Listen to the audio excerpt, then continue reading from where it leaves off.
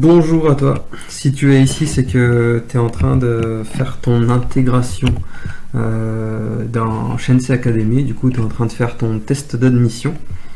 L'idée, c'est que je vais te guider un peu dans ce qui va t'arriver par la suite et quelles sont les étapes que tu dois prendre afin d'être admis dans Shense Academy. Donc, on va te donner une série de tests afin de voir si tu es quelqu'un de motivé. Le but de ces exercices, c'est pas de voir si tu sais faire de la cybersécurité, parce que tu vas être ici justement pour apprendre la cybersécurité. Donc si tu ne connais pas beaucoup la cybersécurité et que tu désires apprendre cela, tu es au bon endroit. Donc tu vas arriver sur le Discord déjà, et tu vas voir un petit message qui va t'expliquer ce qu'il faut faire. Donc la première étape, c'est tout simplement déjà d'installer Kali. Et si tu retrouves des difficultés pour installer Kali, tu peux demander de l'aide directement dans le petit channel installation Kali. Les gens vont t'aider et t'accompagner, ainsi que dans toute la suite des exercices qui vont être affichés. Il va falloir poser de l'aide après dans question D01, question D02, question D03.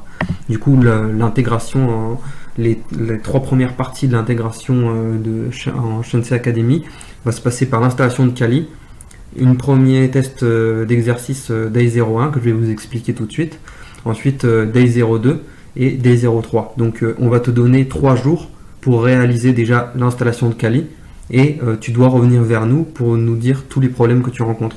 Si toutefois tu ne reviens pas vers nous, on va considérer que tu n'es plus intéressé, donc on va te supprimer du Discord, et voilà.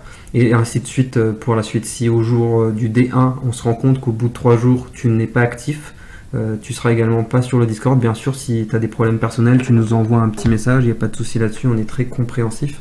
L'idée, c'est qu'on veut uniquement des gens qui soient actifs et qui ont envie vraiment d'apprendre. Ici, on va vraiment vous partager énormément de connaissances. Alors même que je vous parle, vous voyez que les gens sont en train de se répondre entre eux pour expliquer les étapes à suivre. Donc d'abord tu installes Kali. Donc si tu sais pas comment installer Kali ou que tu as du mal à télécharger les ISO de Kali, tu envoies des messages ici. Si tu as déjà Parrot, c'est parfait aussi, ça peut fonctionner, mais on priorise Kali, voilà. Mais si par exemple tu as du mal à télécharger les ISO, tu nous le dis. Quelqu'un va essayer, peut-être qui est à côté de chez toi, va t'apporter sur une clé USB une ISO. C'est possible, vraiment. Ici, on est dans un état d'esprit de partage. Tout peut se faire. Ensuite, donc une fois que tu as téléchargé l'ISO de Kali, il va falloir que tu t'inscris sur TryHackMe. Du coup, on va mettre le lien dans la description de la vidéo. Et également, tu peux poser la question sur le channel si tu ne retrouves pas. Donc, tu vas créer un compte sur ce site-là. Et ton compte, ton login sera de la forme suivante. Tu vas mettre login, donc login que tu utilises partout. Donc il faut que tu utilises le même login partout. Hein. Tu vas utiliser le même login sur Twitter, sur Discord et sur TryHackMe, RootMe, HackTheBox. On va vraiment faire énormément de choses ensemble, du bug bounty, pas mal de trucs. Du coup, des projets un peu GitHub également. Il va falloir pour toi déjà que tu choisisses un login et que ce login tu lui ajoutes _chk. Du coup c'est vraiment pour Shense Academy, c'est notre marque quoi.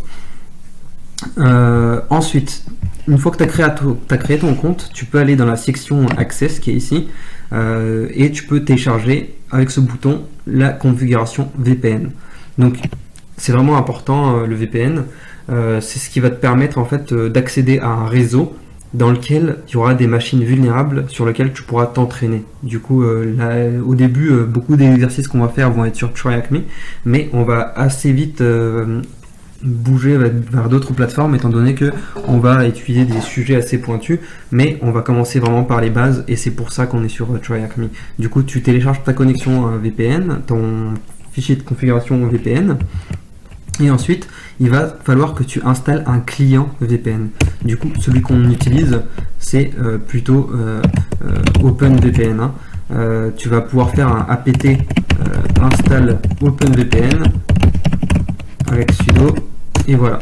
Donc bien sûr, moi je l'ai déjà installé, je vais pas l'installer. Si tu retrouves des difficultés pour installer ceci, je te conseille de du coup poser des questions.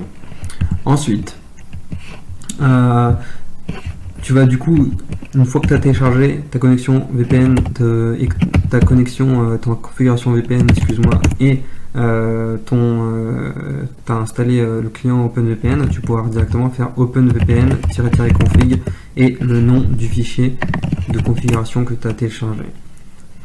Donc, avec sudo les amis, parce que OpenVPN a besoin de créer une interface réseau et c'est pour ça qu'il a besoin des droits root. D'ailleurs, c'est un sujet qu'on va apprendre à maîtriser lors de cette formation, c'est tout ce qui tourne autour des droits utilisateurs, tout ce qui est SUID, tout ça, on va y passer les amis. Mais là, du coup, le VPN, je vais pas faire une grosse description dessus, mais il faut que tu fasses une connexion VPN déjà, et ça va te donner accès à la machine que tu dois travailler. Et ensuite, tu dois accéder à la room, du coup, c'est la chambre qui contient les exercices, qui s'appelle 25 Days of Christmas. Donc, on va t'envoyer également le lien en description. D'ailleurs, moi, je vais en profiter pour la mettre ici, le lien. Comme ça, je vais pouvoir te le mettre en description par la suite. Et du coup, ensuite, tu vas commencer par suivre un peu les premières étapes qui sont décrites. Du coup, tu vas lire un peu tout ce qui est description. Vraiment, prends le temps de lire tout ça. Il va t'expliquer également par rapport au VPN, comment ça fonctionne. Et il va également te conseiller de le suivre sur Twitter et sur Discord, donc tu peux faire les deux, hein. De toute façon, il va te falloir créer un compte Twitter si tu veux vraiment. Mon objectif là, c'est d'aller dans la cybersécurité. Il te faut un compte Twitter, c'est obligatoire, parce que beaucoup d'informations, les dernières news en cybersécurité se passent forcément par Twitter. Donc il y a d'autres plateformes également, telles que Reddit, Discord, IRC et autres, mais vraiment, Twitter, ça va être la plateforme principale qu'on va utiliser nous. Ensuite, Kali, tu as déjà installé, normalement, si tu arrives à cette étape. Et tu vas pouvoir ensuite cliquer sur Deploy ici. Donc Deploy, ça va en fait dire à TryHackMe de démarrer la machine virtuelle. Donc une fois qu'il a démarré la machine virtuelle, donc ça peut prendre quelques minutes, hein, la machine virtuelle a cette IP là. Donc toi, tu as l'IP, celle typée ici, dans le VPN, bien sûr, tu as d'autres IP, mais ton IP dans ce réseau VPN, c'est celle-ci, et c'est grâce à cette route-là, en fait, que tu vas pouvoir directement communiquer avec cette machine. Donc, la première étape, ça va être de faire un ping, donc la machine répond, hein. Donc ça veut dire que tu es bien configuré, déjà, c'est pas mal, mais parfois, il va falloir attendre un peu plus longtemps, histoire que la machine démarre vraiment, parce qu'il s'agit d'une vraie machine qui est en train de démarrer dans le réseau, et il va falloir que tous les services soient tout simplement démarrés, hein. Ensuite, tu as une suite de questions auxquelles répondre, et il va falloir répondre à ces questions. Donc, par exemple, quel est le nom du cookie d'authentification qui est utilisé? Déjà, il va falloir accéder à la machine. Donc, ici, tu as l'IP de la machine en haut, et on t'indique dans la description que le port, c'est le port 3000 en fait. Donc comme je te disais juste avant, hein, faut pas hésiter à attendre un peu, histoire que la machine démarre vraiment. Donc il faut être patient, hein, mais du coup en attendant, tu vas lire la description afin de comprendre ce qu'il faut effectuer. Donc ici, tu vois à l'écran les réponses, hein, mais c'est pas grave, de toute façon, nous on fonctionne vraiment par un principe de confiance. Ça va te servir à rien du tout de copier-coller ces réponses-là chez toi et de nous dire que tu as réussi, et ensuite de venir dans Shanty Academy, parce que tu vas tout simplement pas évoluer en fait. Il faut vraiment que tu cherches par toi-même, que tu fasses l'exercice, que tu essayes de comprendre la question et résoudre le problème par toi-même. Donc la question c'est déjà qu'est-ce que le cookie, tu vois, quel est le nom du cookie. Du coup je vais t'expliquer un peu comment configurer Burp en attendant que ça démarre. Du coup Burp, c'est l'outil qu'on va utiliser vraiment pour faire tout ce qui est interception au niveau HTTP. Du coup je t'invite à regarder vraiment ce que veut dire le protocole HTTP, du coup Hypertext Transfer Protocol. Nous, on a vraiment une séance de quiz qui va arriver par la suite, qui va te permettre de valider toutes ces connaissances. C'est pour ça que ça sert à rien de tout simplement prendre les réponses comme ici. Et ensuite, il va falloir que tu fasses le day 2 et le day 3. Et comme tu vois, il y a énormément de days à réaliser. Mais on y va vraiment pas à pas et on va t'expliquer tout petit à petit. Du coup, je vais te montrer Burp. Burp est du coup l'outil qui va te permettre de intercepter les requêtes HTTP. Donc en redirigeant dans le proxy de Burp, Burp va configurer un proxy sur ta machine et tu dois rediriger le trafic de ta machine vers ce proxy. Donc pour cela, déjà Burp il te déploie, il se met en listen comme tu peux voir ici sur le port 8080. Donc c'est pour ça que tu dois envoyer ton trafic dans le 8080. Donc la première étape pour toi c'est d'aller dans la configuration proxy et de désactiver l'interception. L'interception c'est ce qui permet dans Burp de directement bloquer les requêtes, les intercepter à la volée et de les modifier avant qu'elles arrivent au serveur. Mais nous ce qui nous intéresse le plus avec Burp en général c'est de plutôt utiliser l'history, de regarder les requêtes qui passent et de les envoyer vers le repeater. Dans le repeater de Burp, on va pouvoir voir les requêtes HTTP, la requête et la réponse, et on va pouvoir modifier pour commencer à faire de l'injection. Donc si ça va un peu vite pour toi, ce que j'explique là, c'est pas grave parce qu'il faut vraiment poser des questions. D'ailleurs, il faut que tu poses au moins une question par exercice. Si tu ne poses pas de questions par exercice, ça fait partie de nos règles dans la communauté. Tu seras sorti de la communauté. Il faut vraiment que sur chaque exercice, que tu aies réussi l'exercice ou que tu n'aies pas réussi l'exercice, il faut que tu poses une question afin que tu améliores vraiment tes connaissances parce que sur chaque sujet qu'on va aborder, il y aura vraiment beaucoup d'informations et forcément qu'il y a des points qui sont moins clairs que d'autres pour toi. Par exemple, là j'ai abordé le sujet du proxy, tu pourrais poser la question de qu'est-ce qu'un proxy, tu vois. C'est un exemple de question. Tu pourrais poser la question de qu'est-ce que le base64. Donc, qu'on va voir tout de suite. Du coup, une fois que ton Burp est lancé, du coup, je te laisse chercher un peu comment installer Burp, hein, parce que vraiment, il faut vraiment aller dans cette démarche de documentation par soi-même. Donc, comme tu vois, comme je te l'ai promis, hein, le serveur est maintenant démarré. Du coup, faut pas hésiter à attendre 5 minutes, c'est pas un souci. Surtout que c'est une plateforme qui est vraiment utilisée par beaucoup de gens, c'est pas et du coup ça arrive que ça prenne un peu plus de temps que prévu. Du coup ensuite tu vas configurer un peu ton proxy. Donc là je vais pas te montrer en fait. Tu vas aller dans les préférences et tu dois configurer le proxy afin de rediriger le trafic vers le port 8080 de ton localhost. Du coup je te laisse chercher sur internet comment faire cela, comment configurer Burp. C'est très simple, hein, c'est un document.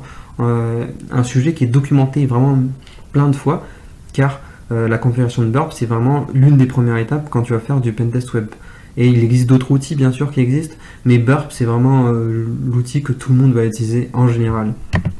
Donc moi j'ai mon petit plugin qui va le faire assez rapidement pour moi. D'ailleurs si tu veux tu pourras chercher un peu également quel plugin j'utilise et du coup ce qui se passe c'est que quand je vais rentrer des informations ici, ça va.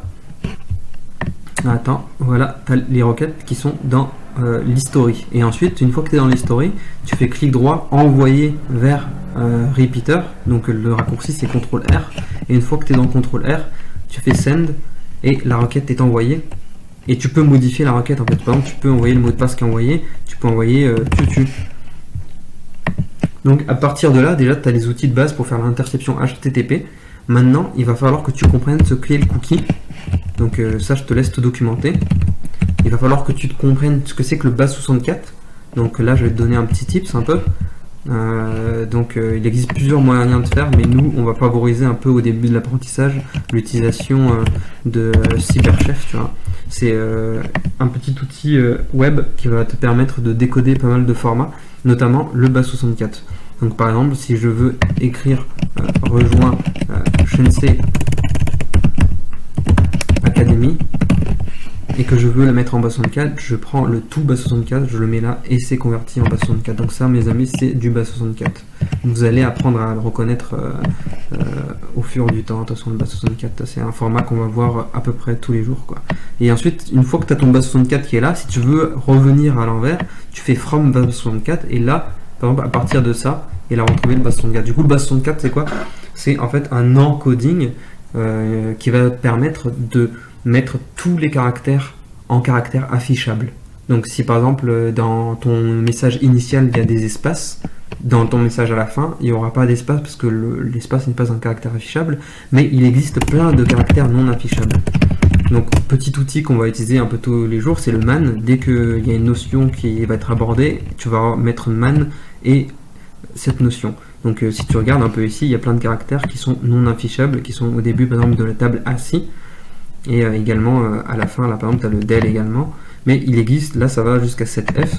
Du coup là je rentre pas dans le détail dans tout ça, parce que je veux que tu te poses des questions, je veux que tu poses des questions sur ces éléments là en fait, et qu'ensuite on réponde à ces questions, parce que c'est vraiment ce processus d'échange qui va te permettre d'apprendre au mieux, parce que si je te donne toutes les informations, il te suffit de les retenir, tandis que si tu poses la question, c'est que ça t'intéresse déjà, et tu vas pouvoir aller beaucoup plus loin, parce que tu vas creuser beaucoup plus profondément. Par exemple dans l'ASCII, ensuite tu peux creuser quels sont les autres formats dans lesquels on peut stocker des caractères. Est-ce que l'ASCII c'est utilisé uniquement sous Linux ou c'est utilisé également sous Windows? Est-ce que sous Windows il existe d'autres types pour stocker? Est-ce que les Wagers et ainsi de suite, tu vois, il y a vraiment énormément de choses à explorer et on peut aller très très loin, mais c'est à toi de faire cette démarche. Donc est-ce que j'ai d'autres choses dans lesquelles je peux te parler? En effet, le cookie, du coup je vais te laisser un peu te documenter sur le cookie, mais ce qu'il faut que tu saches un peu, c'est que le cookie c'est un mécanisme qui va permettre de garder la session, de faire une persistance de la session de l'utilisateur. Du coup, c'est vraiment le mécanisme de base du cookie. Il existe d'autres mécanismes, hein, mais on n'aborde que le cookie aujourd'hui. On peut par exemple parler du local storage, mais le cookie va permettre de stocker une certaine information du côté client, et cette information va être ensuite utilisée par le client pour dire au serveur, voici le cookie que j'ai, et ça va permettre de créer une persistance au niveau de la session utilisateur. Qu'est-ce que ça veut dire? Ça veut dire que si un utilisateur A se connecte à un site, le serveur va lui envoyer un cookie, et ce cookie va lui permettre de s'identifier pour les prochaines requêtes. Comme ça, il n'a plus besoin d'envoyer son mot de passe. Donc là, je vais assez vite, très très vite sur l'explication même. Et ensuite, il n'a plus besoin d'envoyer le mot de passe, il a juste besoin d'envoyer le cookie. Et je simplifie gravement les choses parce qu'en effet, il existe plein de types de cookies différents. Et ça fonctionne, parfois ça peut diverger au niveau du fonctionnement, mais c'est une simplification que je te fais là. Du coup, ça veut dire que, en fait, après, une fois qu'il a rentré le mot de passe une fois, il utilise juste le cookie, il n'utilise plus le mot de passe. C'est-à-dire qu'en fait, son cookie, c'est un peu comme son mot de passe en fait.